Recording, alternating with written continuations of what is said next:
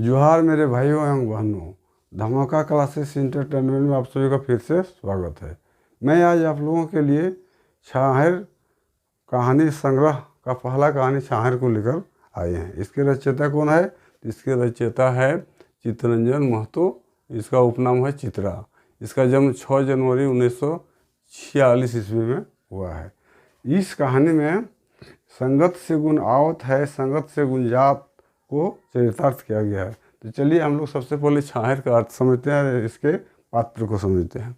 छाहर का मतलब होता है छाया, संगति, संपर्क। यदि अपारदर्शक वस्तु के सामने सूरज की रोशनी को रख देते हैं, चाहे कोई लाइट को रख देते हैं, तो उसके पीछे वह कैसा हो जाता है? छाया, काला जैसा धुंधला हो जाता है, जिसको हम लोग छाया या शेडो कहते हैं ना। तो यहाँ छाहर का मतलब होगा संगति और संपर्क। ठीक है। इसका मुख्य पात्र है रोहन। रोहन किस आदमी है? तो नशा करने वाला है, वो नशा पीता है, खाता है।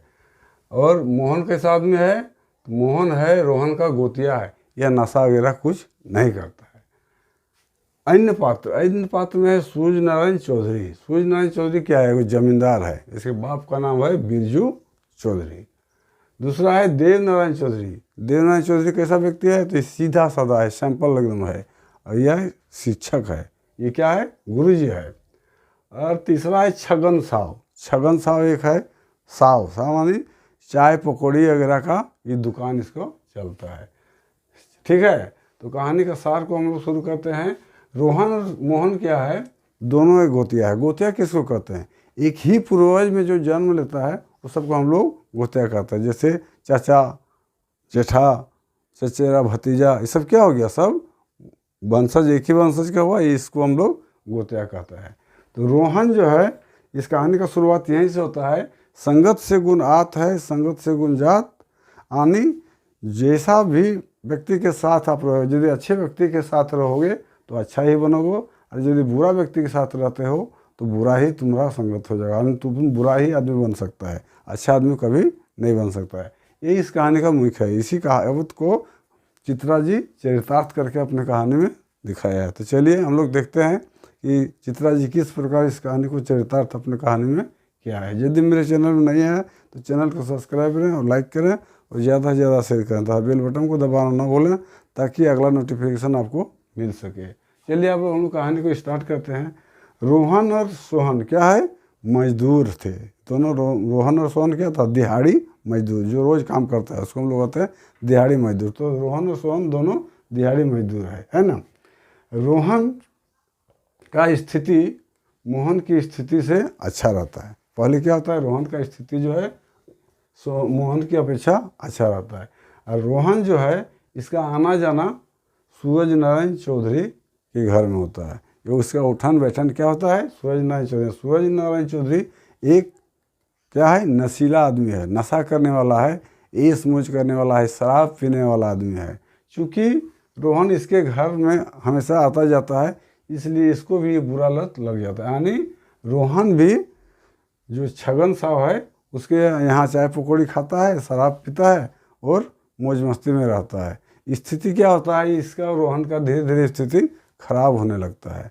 उसके विपरीत दूसरी तरफ हम लोग देखते हैं मोहन को। तो मोहन क्या है? एक सीधा साधा आदमी है। ये सीधा साधा आदमी रहने के कारण यह देव नारायण चौधरी के घर जाता है। देव नारायण चौधरी चूँकि एक शिक्षक है, उसका व्यवहार अच्छा है, इसलिए इसका संगत अच्छा आदमी के साथ हो रहा है। ये ऑटोमेटिक है कि अच्छा आदमी बनेगा, है ना। इसलिए दोनों एक दिन क्या हुआ कि सूरज नारायण चौधरी के घर का ढलाई हो रहा था, उसमें मोहन भी गया और रोहन भी गया। ढलाई जब हो गया तो वापस जब आ रहा तो एक पेड़ की छाया में दोनों बैठ गया। और रोहन मोहन को पूछता है कि तुम्हारा स्थिति कैसे इतना अच्छा हो गया?